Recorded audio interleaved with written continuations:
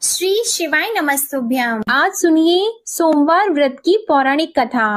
बहुत समय पहले वाशकल नामक गांव में बिंदुक नाम का एक ब्राह्मण रहता था। वह अधर्मी, दुरात्मा और महापापी था। उसकी स्त्री बहुत सुंदर थी। उसका नाम चंचुला था। वह सदा उत्तम धर्म का पालन करती थी, परंतु बिंदुक वैश्यागामी था। इस तरह कुकर्म करते हुए बहुत समय व्यतीत हो गया। उसकी स्त्री काम से पीड़ित होने पर भी सधर्म नाश के भय से क्लेश सहकर भी काफी समय तक धर्म भ्रष्ट नहीं हुई, परंतु आगे चलकर वह भी अपने दुराचारी पति के आचरण से प्रभावित होकर दुराचारी और अपने धर्म से विमुख हो गई। इस तरह दुराचार में डूबे हुए उन पति पत्नी का बहुत सा समय व्यर्थ बीत गया। वैश्यागामी दूषित बुद्धि वाला वह दुष्ट ब्राह्मण बिंदुक समय अनुसार मृत्यु को प्राप्त होकर नरक में चला गया। बहुत समय तक नरक के दुखों को भोगकर वह मूढ़ बुद्धि पापी विंध्य पर्वत पर भयंकर पिशाच हुआ। इधर उस दुराचारी बिंदुक के मर जाने पर वह चंचुला नामक स्त्री बहुत समय तक पुत्रों के साथ अपने घर में रहती रही। पति की मृत्यु के बाद वह भी अपने धर्म से गिरकर पर पुरुषों का संग करने लगी थी। सती विपत्ति में भी अपने धर्म का पालन करना नहीं छोड़ती। यही तो तप है। कठिन तो होता है, लेकिन इसका फल मीठा होता है। एक दिन दैव योग से किसी पुण्य पर्व के आने पर वह अपने भाई बंधुओं के साथ गोकर्ण क्षेत्र में गई। उसने तीर्थ के जल में स्नान किया और बंदी जनों के साथ यहाँ वहाँ घूमने लगी। वह एक देव मंदिर में गई।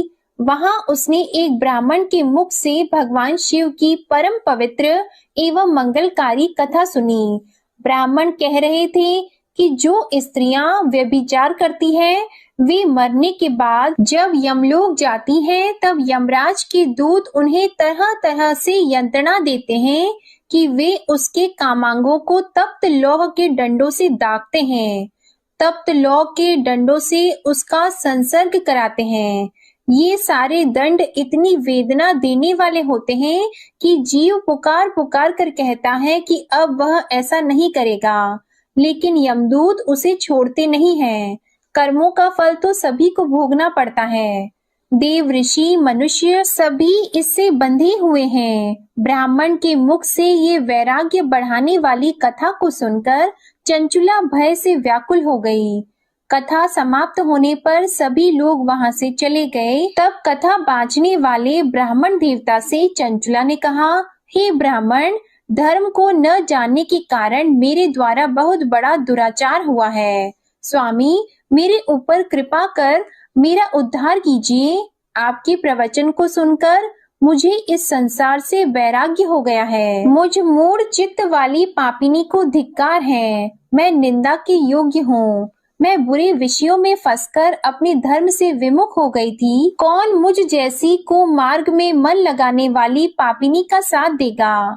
जब यमदूत मेरे गले में फंदा डालकर मुझे बांध कर ले जाएंगे और नरक में मेरे शरीर के टुकड़े करेंगे, तब मैं कैसे उन महायातनाओं को सहन कर पाऊंगी?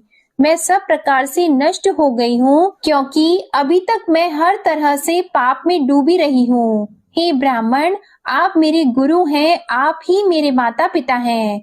मैं आपके शरण में आई हूँ। मुझ अबला का अब आप उद्धार कीजिए। इस प्रकार विलाप करती हुई चंचुला ब्राह्मण देवता के चरणों में गिर पड़ी। तब ब्राह्मण ने उसे कृपा पूर्वक उठाया और इस प्रकार कहा, नारी, तुम सौभाग्यशाली हो, जो भगवान शंकर की कृपा से तुमने वैराग्यपूर्ण ये कथा सुनी है और कथा को सुनकर समय से अपनी गलती का एहसास कर लिया है।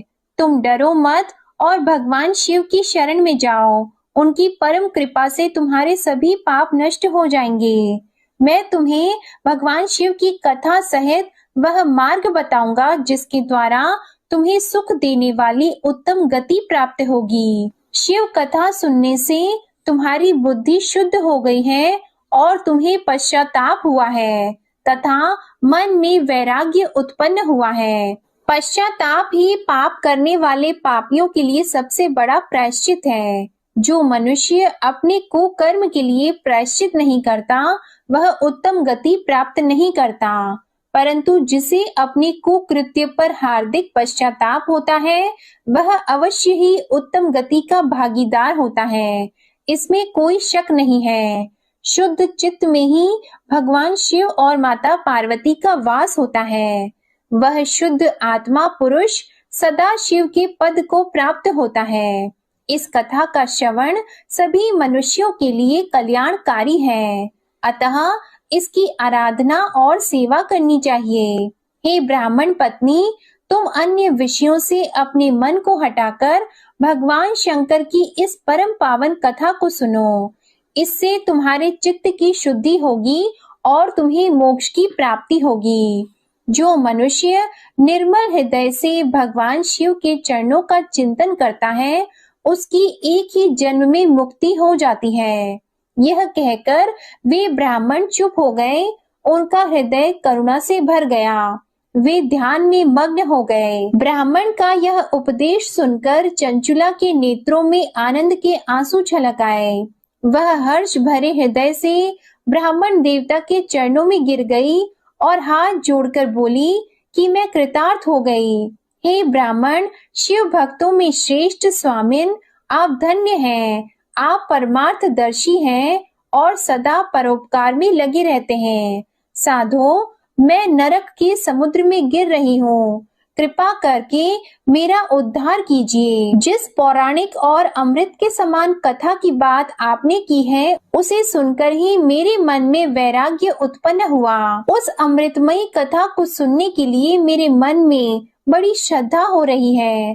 कृपया आप मुझे उसे सुनाइए। कथा सुनने की इच्छा मन में लिए हुए चंचुला उन ब्राह्मण देवता की सेवा में वहीं रहने लगी। उस गोकर्ण नामक महाक्षेत्र में उन ब्राह्मण देवता के मुख से चंचुला भगवान शिव की भक्ति, ज्ञान और वैराग्य बढ़ाने वाले और मुक्ति देने वाली परम उत्तम कथा सुनकर कृतार्थ हुई। उसका चित्त शुद्ध हो गया। वह अपने हृदय में शिव के सगुण रूप का चिंतन करने लगी। वह सदैव शिव सच्चिदानंदमय स्वरूप का स्मरण करती थी। इसके बाद अपना समय पूर्ण होने पर चंचुला ने बिना किसी कष्ट के अपना शरीर त्याग दिया। उसे लेने के लिए एक दिव्य विमान वहां पहुंचा। ये विमान शोभा साधनों से सजा था और शिव गणों से सुशोभित था। चंचुला विमान से शिवपुरी पहुंची। उसके सारे पाप धुल गए। वह दिव्य रूप धारिणी दिव्यांगना हो गई थी। वह गौरांगी देवी मस्तक पर अर्धचंद्र का मुकुट और अन्य दिव्य आभूषण पहने शिवपुरी में पहुंची। वहां उसने सनातन देवता त्रिनेत्रधारी महादेव शिव को देखा। सभी देवता उनकी सेवा में भक्ति भाव से उपस्थित थे। उनकी अंग कांति करोड़ों सूर्यों के समान प्रकाशित हो रही थी। 5 मुख और हर मुख में 3-3 नेत्र थे। मस्तक पर अर्धचंद्र आकार मुकुट शोभायमान हो रहा था। कंठ में नील चिन्ह। उनके साथ में देवी गौरी विराजमान थी, जो विद्युत पुंज के समान प्रकाशित हो रही थी। महादेव जी की कांति कपूर के समान गौर थी। उनके शरीर पर श्वेत वस्त्र थे तथा शरीर श्वेत भस्म से युक्त था। इस प्रकार भगवान शिव के परम उज्जवल रूप के दर्शन कर चंचुला बहुत प्रसन्न हुई। उसने भगवान को बारंबार प्रणाम किया और हाथ जोड़कर प्रेम, आनंद और संतोष से युक्त होकर विनीत भाव से खड़ी हो गई। उसके नेत्रों से आनंद के आंसुओं की धारा बहने लगी। भगवान शंकर और भगवती गौरी उमा ने करुणा के साथ सौम्य दृष्टि से देखकर चंचुला को अपने पास बुलाया। गौरी उमा ने उसे प्रेम पूर्वक अपनी सखी बना लिया। चंचुला सुख पूर्वक भगवान शिव के धाम में उमा देवी की सखी के रूप में निवास करने लगी।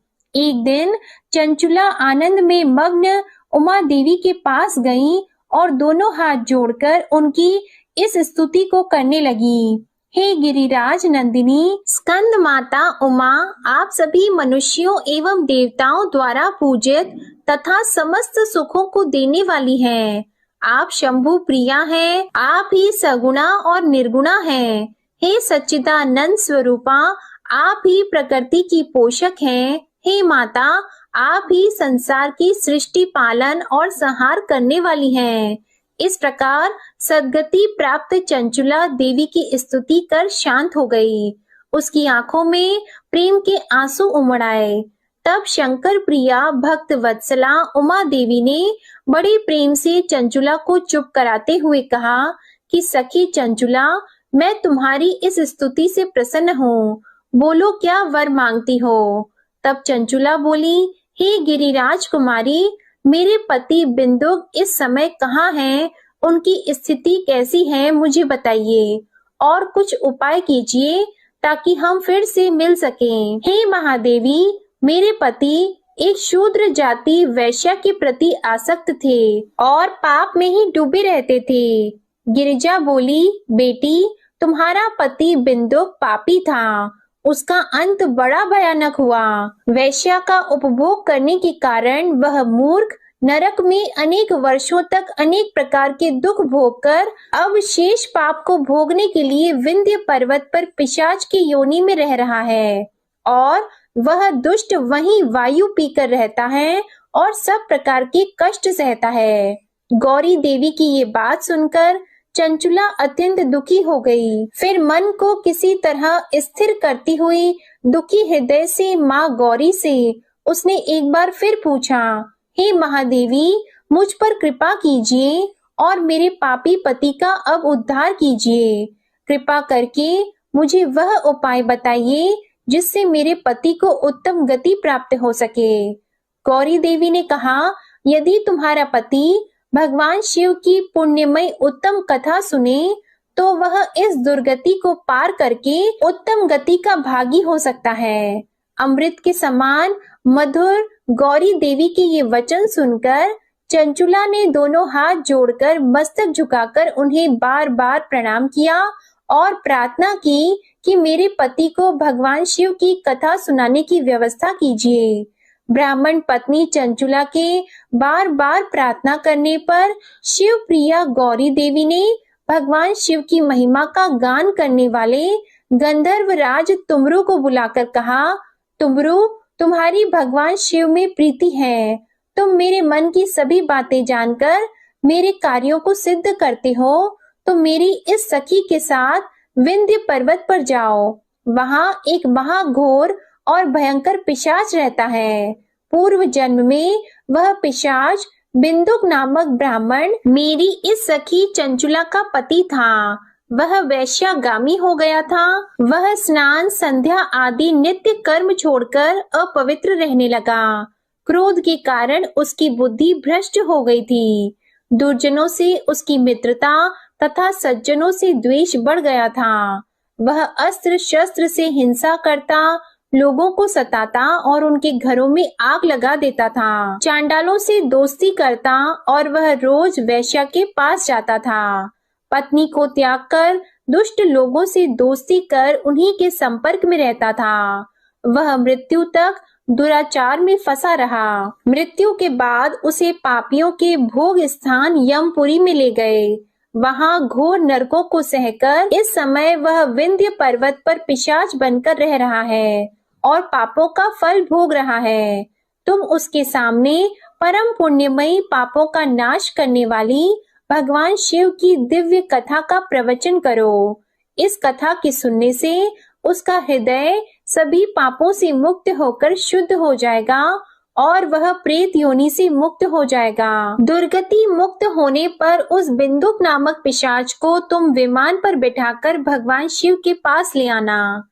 माँ उमा का आदेश पाकर गंधर्व राज तुमरु प्रसन्नता पूर्वक अपने भाग्य की सराहना करते हुए चंचुला को साथ लेकर विमान से पिशाच के निवास स्थान विंध्य पर्वत पर गया। वहां पहुंचकर उसने विशाल आकृति वाले पिशाच को देखा। उसका शरीर विशाल था, उसकी ठोड़ी बड़ी थी। वह कभी हंसता, कभी रोता, कभी उछलता था। महाबली तुमरु ने बिंदुक नामक पिशाच को पाशों से बांध लिया।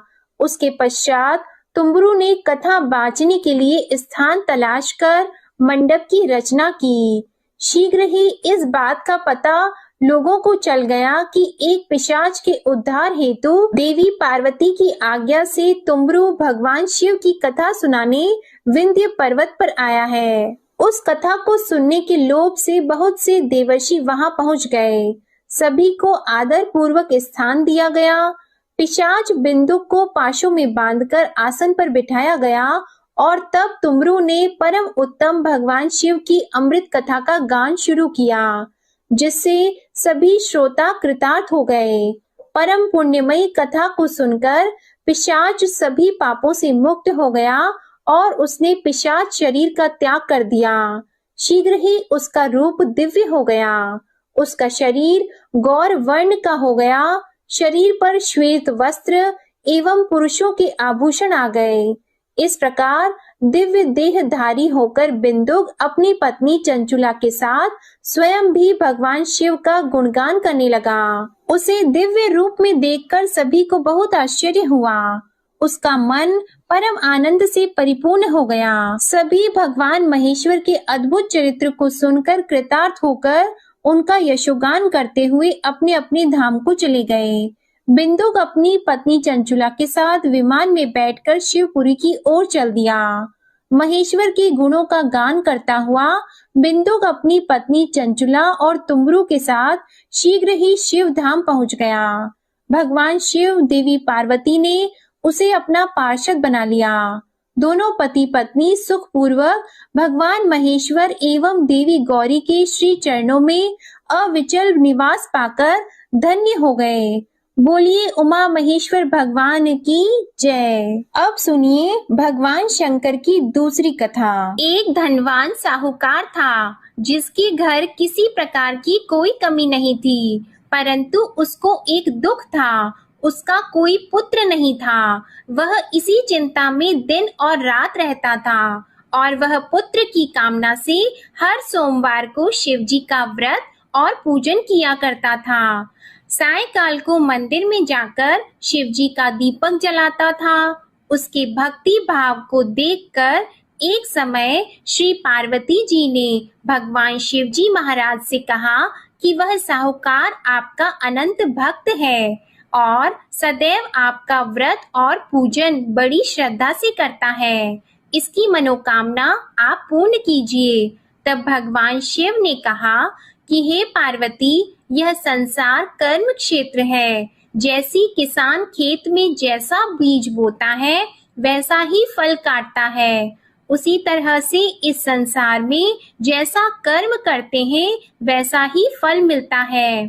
तब माता पार्वती ने अत्यंत आग्रह से कहा कि महाराज, जब यह आपका भक्त है और इससे किसी प्रकार का दुख है तो उसको अवश्य दूर करना चाहिए, क्योंकि आप सदैव अपने भक्तों पर दयालु हैं और उनके दुखों को दूर करते हैं। यदि आप ऐसा नहीं करेंगे तो मनुष्य आपकी सेवा व्रत क्यों करेंगे?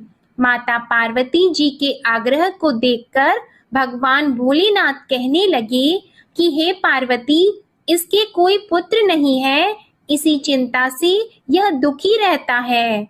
इसके भाग्य में पुत्र न होने पर भी इसके पुत्र की प्राप्ति का मैं वर देता हूँ, परंतु वह पुत्र केवल 12 वर्ष तक जीवित रहेगा।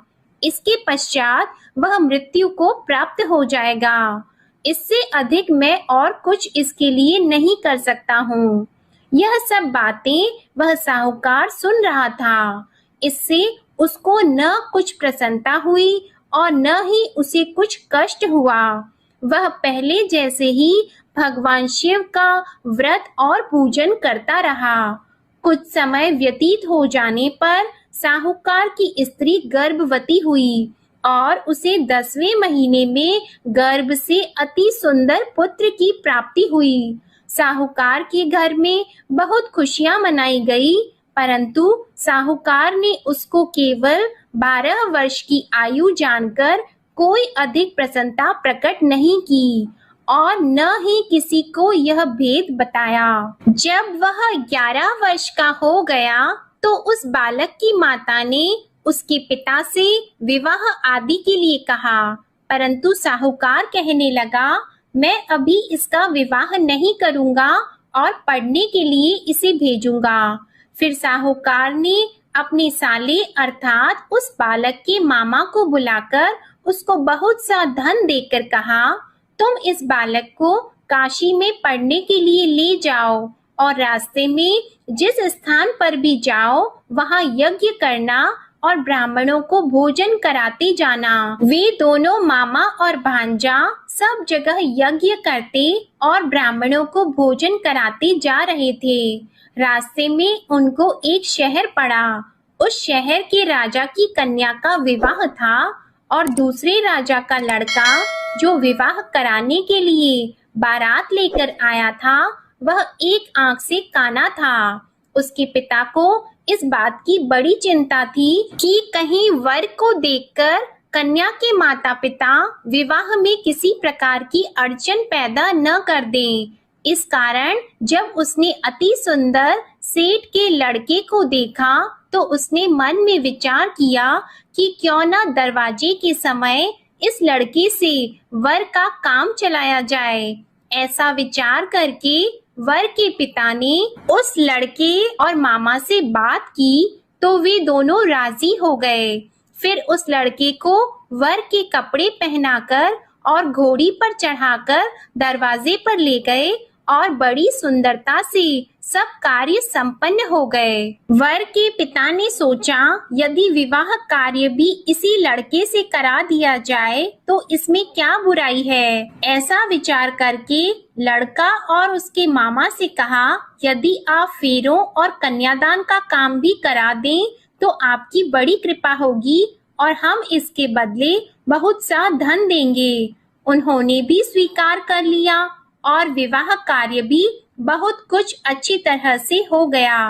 परंतु जिस समय लड़का जाने लगा तो उसने राजकुमारी की चुन्नी के पल्ले पर लिख दिया कि तेरा विवाह मेरे साथ हुआ है, परंतु जिस राजकुमार के साथ तुमको भेजेंगे वह एक आंख से काना है।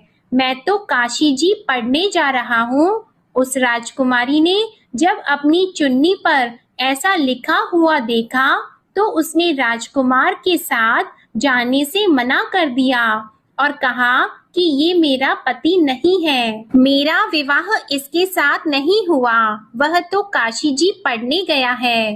राजकुमारी के माता पिता ने अपनी कन्या को विदा नहीं किया और बारात वापस चली गई। उधर वह सेठ का लड़का और उसका मामा काशी जी पहुंच गए। वहां जाकर उन्होंने यज्ञ करना और लड़के ने पढ़ना शुरू कर दिया। जब लड़के की आयु 12 साल की हो गई तब एक दिन उन्होंने यज्ञ रचा रखा था कि लड़के ने अपने मामा से कहा कि आज तो मेरी तबीयत ठीक नहीं है। मामा ने कहा अंदर जाकर सो जाओ। जब लड़का अंदर जाकर सो गया और थोड़ी देर में उसके प्राण निकल गए। जब उसके मामा ने आकर देखा कि वह तो मुर्दा पड़ा है तो उनको बहुत दुख हुआ और उन्होंने सोचा कि मैं अभी रोना पीटना मचा दूंगा तो यज्ञ का कार्य अधूरा रह जाएगा। अतः उन्होंने जल्दी से यज्ञ का कार्य समाप्त करके ब्राह्मणों के जाने के बाद रोना पीटना आरंभ कर दिया। संयोगवश उसी समय शिवजी और पार्वती जी उधर से जा रहे थे। पार्वती जी कहने लगी, हे महादेव, कोई दुखियारा रो रहा है, इसके कष्टों को आप दूर करो। तब भगवान शिव बोले, इसकी आयु इतनी ही थी सो ये भोग चुका है। माता पार्वती ने कहा कि महाराज कृपा करके इस बालक को और आयु दे दो, नहीं तो इसके माता पिता तड़प तड़प कर मर जाएंगे। पार्वती जी के इस प्रकार बार बार आग्रह करने पर भगवान शिव जी ने उसे जीवन दान दे दिया और शिव जी की कृपा से लड़का जीवित हो गया। शिव जी और पार्वती जी कैलाश पर्वत पर चले गए। तब इस प्रकार यज्ञ करते हुए लड़का और उसके मामा अपने घर की ओर चल पड़े। रास्ते में उसी शहर में गए जहां उसका विवाह हुआ था और जहां पर आकर यज्ञ किया तो लड़के के ससुर ने उसे पहचान लिया और अपने घर महल में जाकर बड़ी खातिर के साथ बहुत दास दासियों के सहित आदर पूर्वक लड़की और जमाई को विदा किया। जब वह अपने शहर के निकट आए तो मामा ने कहा, मैं पहले तुम्हारे घर जाकर सबको खबर करता हूँ। उस समय लड़के के माता पिता अपने घर की छत पर बैठे हुए थे और उन्होंने यह प्रण कर रखा था कि यदि हमारा पुत्र सकुशल घर आएगा तो राजी खुशी नीचे उतरकर आ जाएंगे, नहीं तो छत से गिरकर अपने प्राण खो देंगे। इतने में उस लड़के के मामा ने जाकर यह समाचार दिया कि आपका पुत्र आ गया है, परंतु उनको विश्वास नहीं हुआ। तब उसके मामा ने शपथ पूर्वक कहा कि आपका पुत्र अपनी स्त्री के साथ बहुत सारा धन लेकर आया है। तो सेठ ने आनंद के साथ उसका स्वागत किया और बड़ी प्रसन्नता से रहने लगे। इस प्रकार जो भी व्यक्ति सोमवार का व्रत करता है अथवा इस कथा को पढ़ता है या सुनता है, भगवान भोलेनाथ उसके सभी दुखों को दूर करके उसकी समस्त मनोकामनाओं को पूर्ण करते हैं। बड़ी ही श्रद्धा और भक्ति के साथ अब आप सुनिए सोमवार की दूसरी कथा। एक बार की बात है, माता पार्वती शिव जी को पति के रूप में प्राप्त करने के लिए घोर तप कर रही थी। उनके तप को देखकर देवताओं ने शिव जी से देवी की मनोकामना को पूर्ण करने की प्रार्थना की। शिव जी ने पार्वती जी की परीक्षा लेने के लिए सप्त ऋषियों को भेजा। सप्त ऋषियों ने शिव जी के सैकड़ों अवगुण गिनाए, पर पार्वती जी को महादेव जी के अलावा किसी और से विवाह मंजूर नहीं था। तब शंकर जी ने स्वयं पार्वती जी की परीक्षा लेने की ठानी। तब भगवान शंकर स्वयं प्रकट हुए और पार्वती जी को वरदान देकर अंतर्ध्यान हुए। इतने में पार्वती माता जहाँ तप कर रही थी, वहीं पास में तालाब में मगरमच्छ ने एक लड़के को पकड़ लिया। लड़का जान बचाने के लिए चिल्लाने लगा। तब पार्वती जी से उस बच्चे की चीख सुनी नहीं गई। द्रवित हृदय होकर वे तालाब पर पहुंची। वहां देखा कि मगरमच्छ लड़के को तालाब के अंदर खींचकर ले जा रहा है। लड़के ने देवी को देखकर कहा कि मेरी माता पिता और भाई बंधु कोई नहीं है, आप मेरी रक्षा करें। तो पार्वती जी ने कहा कि मगरमच्छ इस लड़के को छोड़ दो। मगरमच्छ बोला, दिन के छठे पैर में जो मुझे मिलता है उसे मैं अपना आहार समझकर स्वीकार कर लेता हूँ, यह मेरा नियम है। ब्रह्मदेव ने दिन के छठे पहर में इस लड़के को भेजा है, तो मैं इसे क्यों छोड़ूं? पार्वती जी ने विनती की कि तुम इसे छोड़ दो, बदले में तुम्हें जो चाहिए वह मुझसे कहो। तो मगरमच्छ बोला, एक ही शर्त पर मैं इसे छोड़ूंगा। आपने तप करके महादेव जी से जो वरदान लिया है, यदि उस तप का फल मुझे दे दो तो मैं इसे छोड़ दूंगा। पार्वती जी तुरंत तैयार हो गईं। उन्होंने कहा, मैं अपने तप का फल तुम्हें देने को तैयार हूँ, लेकिन तुम इस बालक को छोड़ दो। मगरमच्छ ने समझाया, सोच लो देवी, जोश में आकर संकल्प मत करो। हजारों वर्षों तक जैसा तप किया है वैसा देवताओं के लिए भी संभव नहीं है। उसका सारा फल इस बालक के प्राणों के बदले चला जाएगा। पार्वती जी ने कहा, मेरा निश्चय पक्का है, मैं तुम्हें अपने तप का फल देती हूँ, तुम इसको जीवन दे दो। मगरमच्छ ने पार्वती जी से तप दान करने का संकल्प करवाया।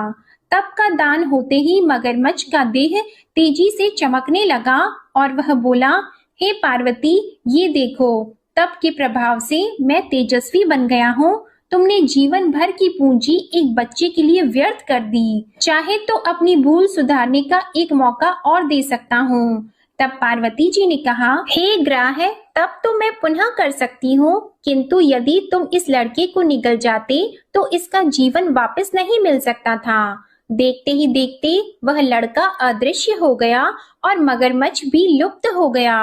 पार्वती जी ने विचार किया, मैंने तप तो दान कर दिया है, अब पुनः से तप आरंभ करूंगी। पार्वती जी ने फिर से तप करने का संकल्प किया। भगवान सदाशिव फिर से प्रकट होकर बोले, हे पार्वती, भला अब क्यों तप कर रही हो? तब पार्वती जी ने कहा, प्रभु, मैंने अपने तप का फल दान कर दिया है। आपको पति रूप में पाने के संकल्प के लिए मैं फिर से वैसा ही घोर तप करके आपको प्रसन्न करूंगी।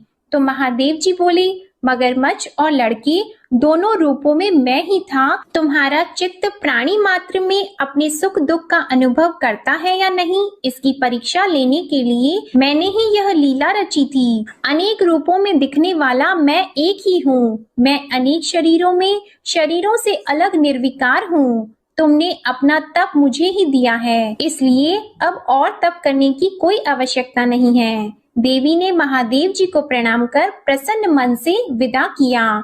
प्रेम से बोलिए भगवान शंकर और माता पार्वती की जय। अब आप सुनिए तीसरी कथा। एक बार नारद जी ने भोलेनाथ जी की स्तुति करके पूछा कि प्रभु, आपको प्रसन्न करने के लिए सबसे उत्तम और सुलभ साधन क्या है? हे त्रिलोकीनाथ, आप तो निर्विकार और निष्काम हैं। आप सहज ही प्रसन्न हो जाते हैं। फिर भी मेरे जानने की इच्छा है कि आपको क्या प्रिय है। तब शिव जी बोले, नारद जी, वैसे तो मुझे भक्त के भाव सबसे प्रिय हैं, फिर भी आपने पूछा है तो मैं बताता हूँ। मुझे जल के साथ साथ बिल्व पत्र बहुत प्रिय हैं। जो अखंड बिल्व पत्र मुझे श्रद्धा से अर्पित करते हैं, मैं उन्हें अपने लोक में स्थान देता हूँ। नारद जी भगवान शंकर और माता पार्वती की वंदना करके अपने लोक को चले गए। उनके जाने के पश्चात पार्वती जी ने शिव जी से पूछा कि हे प्रभु, मेरी ये जानने की बड़ी तीव्र इच्छा हो रही है कि आपको बेलपत्र इतने प्रिय क्यों हैं? कृपा करके मेरी जिज्ञासा को शांत कीजिए। तब शिव जी बोले, हे शिवे, बिल्व के पत्ते मेरी जटा के समान हैं। उसका त्रिपत्र यानी 3 पत्ते ऋग्वेद, यजुर्वेद और सामवेद हैं। शाखाएं समस्त शास्त्र का स्वरूप है। बिल्व वृक्ष को आप पृथ्वी का कल्प वृक्ष समझें, जो ब्रह्मा, विष्णु और शिव स्वरूप है। हे पार्वती, स्वयं महालक्ष्मी जी ने शैल पर्वत पर बिल्व वृक्ष रूप में जन्म लिया था। इस कारण भी बेल का वृक्ष मेरे लिए अति प्रिय है। महालक्ष्मी जी ने बिल्व का रूप धरा, ये सुनकर पार्वती जी कौतूहल में पड़ गईं और पार्वती जी कौतूहल से उपजी जिज्ञासा को रोक न पाईं। उन्होंने पूछा, देवी लक्ष्मी ने आखिर बिल्व वृक्ष का रूप क्यों लिया? आप ये कथा विस्तार से कहें। तब भोलेनाथ ने देवी पार्वती जी को कथा सुनाना आरंभ किया। हे देवी, सतयुग में ज्योति रूप में मेरे अंश का रामेश्वर लिंग था। ब्रह्मा आदि देवों ने उसका विधिवत पूजन अर्चन किया था। इसका परिणाम ये हुआ कि मेरे अनुग्रह से वाणी देवी सबकी प्रिय हो गई। वे भगवान विष्णु को सतत प्रिय हो गई। मेरे प्रभाव से भगवान केशव के मन में वाग देवी के लिए जितनी प्रीति उत्पन्न हुई, वह स्वयं लक्ष्मी जी को नहीं भाई। लक्ष्मी देवी का श्री हरि के प्रति मन में कुछ दुराव पैदा हो गया। वह चिंतित और रुष्ट होकर चुपचाप परम उत्तम श्री शैल पर्वत पर चली गईं। वहां उन्होंने तप करने का निश्चय किया और उत्तम स्थान का चयन करने लगी। महालक्ष्मी ने उत्तम स्थान का निश्चय करके मेरे लिंग विग्रह की उग्र तपस्या प्रारंभ की। उनकी तपस्या कठोरतम होती जा रही थी। हे परमेश्वरी, कुछ समय के बाद महालक्ष्मी जी ने मेरे लिंग विग्रह से थोड़ा ऊर्ध्व में एक वृक्ष का रूप धारण कर लिया। अपने पत्तों और पुष्प द्वारा निरंतर मेरा पूजन करने लगी। इस तरह महालक्ष्मी जी ने लाखों वर्षों तक घोर आराधना की। अंततः उन्हें मेरा अनुग्रह प्राप्त हुआ। मैं वहां प्रकट हुआ और देवी से इस घोर तप की आकांक्षा पूछकर वर देने को तैयार हुआ। महालक्ष्मी जी ने मांगा कि श्री हरि के हृदय में मेरे भाव से वाग देवी के लिए जो स्नेह हुआ है वह समाप्त हो जाए। तब शिव जी बोले, मैंने महालक्ष्मी जी को समझाया, श्री हरि के हृदय में आपके अतिरिक्त किसी और के लिए कोई प्रेम नहीं है। वाग देवी के प्रति उनका प्रेम नहीं अपितु श्रद्धा है। यह सुनकर लक्ष्मी जी प्रसन्न हो गईं और पुनः श्री विष्णु के हृदय में स्थित होकर निरंतर उनके साथ विहार करने लगी। हे पार्वती, महालक्ष्मी के हृदय का एक बड़ा विकार इस प्रकार दूर हो गया।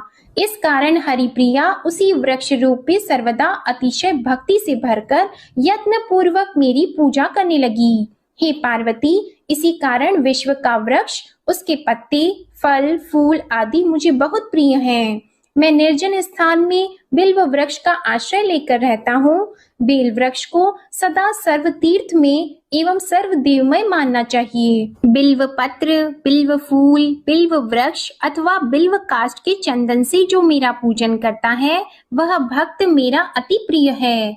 बिल्व वृक्ष को शिव के समान ही समझो। वह मेरा शरीर है जो बिल्व पर चंदन से मेरा नाम अंकित करके मुझे अर्पण करता है।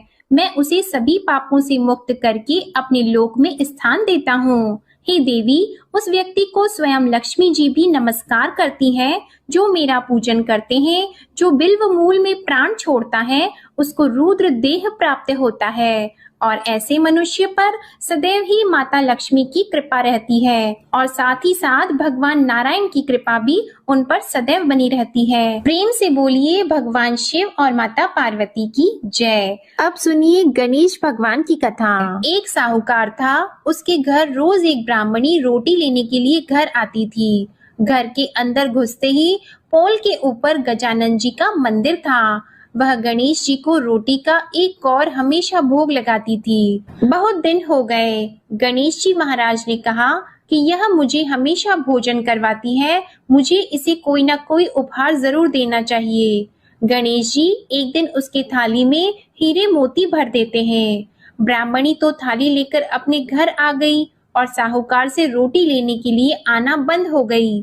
साहूकारनी ने उसे बुलावा भेजा कि बाई, रोटी लेने के लिए क्यों नहीं आती हो।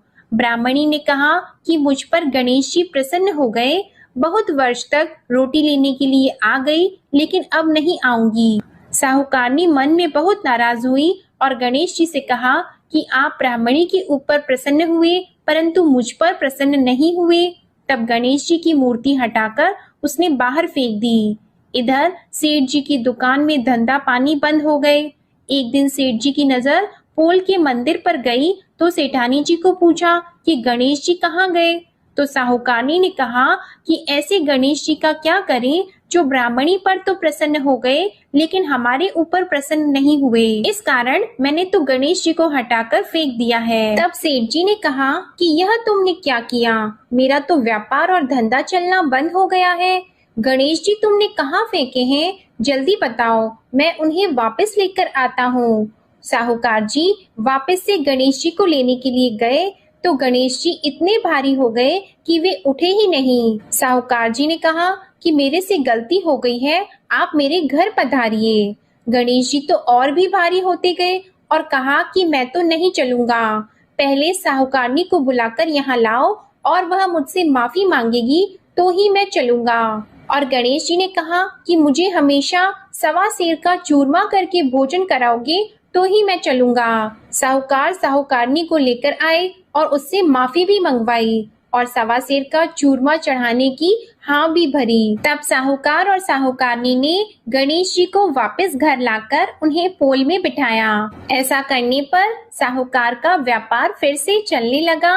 हे गणेश जी महाराज, जैसे साहूकार और साहूकारनी पर आप प्रसन्न हुए वैसे सभी पर प्रसन्न होना। बोलिए गणेश जी महाराज की जय। अब आप सुनिए भगवान भोलेनाथ की आरती। ओम जय शिव ओंकारा, स्वामी जय शिव ओंकारा। ब्रह्मा विष्णु सदा शिव, ब्रह्मा विष्णु सदा शिव। अर्धांगी धारा, ओम जय शिव ओंकारा। एकानन चतुरानन, पंचानन राजी, स्वामी पंचानन राजी। हंसानन गरुड़ासन, हंसानन गरुड़ासन। वृषवाहन साजी, ओम जय शिव ओंकारा। दो भुज चार चतुर्भुज, 10 भुज अति सोहे, स्वामी 10 भुज अति सोहे। त्रिगुण रूप निरखता, त्रिगुण रूप निरखता। त्रिभुवन जन मोहे, ओम जय शिव ओंकारा। अक्षमाला वनमाला रुंडमाला धारी स्वामी रुंडमाला धारी। चंदन मृग मद सोहे चंदन मृग मद सोहे भाले शशिधारा ओम जय शिव ओंकारा। श्वेतांबर पीतांबर बाघंबर अंगे स्वामी बाघंबर अंगे। सनकादिक गरुणादिक सनकादिक गरुणादिक भूतादिक संगे ओम जय शिव ओंकारा। कर के मध्य कमंडल चक्र त्रिशूल धारी स्वामी चक्र त्रिशूल धारी। सुखकारी दुखहारी सुखकारी दुखहारी जग पालनकारी ओम जय शिव ओंकारा। ब्रह्मा विष्णु सदा शिव जानत अविवेका स्वामी जानत अविवेका। प्रणवाक्षर में शोभित प्रणवाक्षर में शोभित ये तीनों एका ओम जय शिव ओंकारा। त्रिगुण स्वामी जी की आरती जो कोई नर गावे स्वामी जो कोई नर गावे। कहत शिवानंद स्वामी रटत भोलानंद स्वामी सुख संपत्ति पावे ओम जय शिव ओंकारा। ओम जय शिव ओंकारा स्वामी जय शिव ओंकारा। ब्रह्मा विष्णु सदा शिव अर्धांगी धारा ओम जय शिव ओंकारा। ओम जय शिव ओंकारा। ओम जय शिव ओंकारा। बोलो भगवान भोलेनाथ की जय। आपको ये कथा पसंद आई हो तो इस वीडियो को लाइक करके चैनल जरूर सब्सक्राइब कीजिएगा और कमेंट में भगवान भोलेनाथ जी की जय भी लिखिएगा। इसी के साथ आज आप हमारे चैनल पर फाल्गुन मास महात्म्य की कथा को भी जरूर सुनिएगा। हर हर महादेव। ओम नमः शिवाय।